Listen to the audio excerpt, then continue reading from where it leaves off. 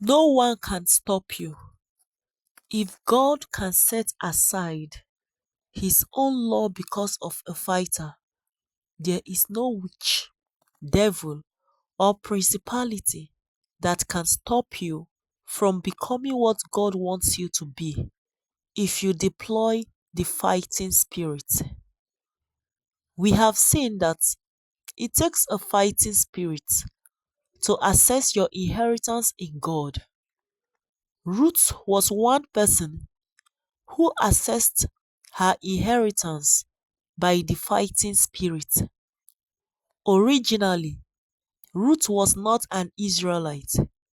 She was from the tribe of Moab, a caste tribe that came out from the union of Lot and one of his two daughters. Ruth was married for 10 years but had no child, and then her husband died. She was a barren widow. Then it was time for Naomi, her mother-in-law, to return to her father's house in the land of Israel. You know, God said that Moabites must never enter the congregation of the Lord. Deuteronomy 23, 3 to 6. This means Ruth was not qualified to enter the congregation of the children of Israel. She was not qualified to follow Naomi to the land Israel. But Ruth fought her way into the land of Israel.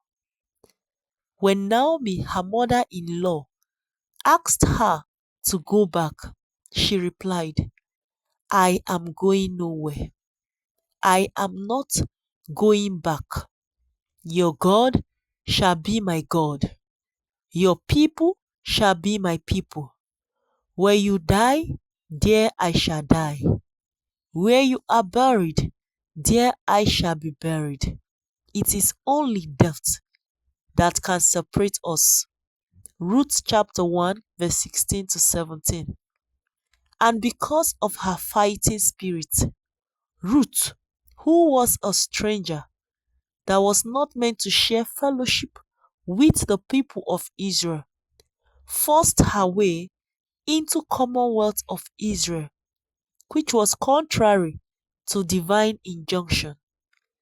It was God who made the law that the Moabites must never mingle with Israelites. But when God saw her decision and fighting spirit, he set aside the law. God seemed to have said, "I can stop other Moabites, but not this one." And because Ruth was a fighter, she became one of the ancestors of Jesus Christ.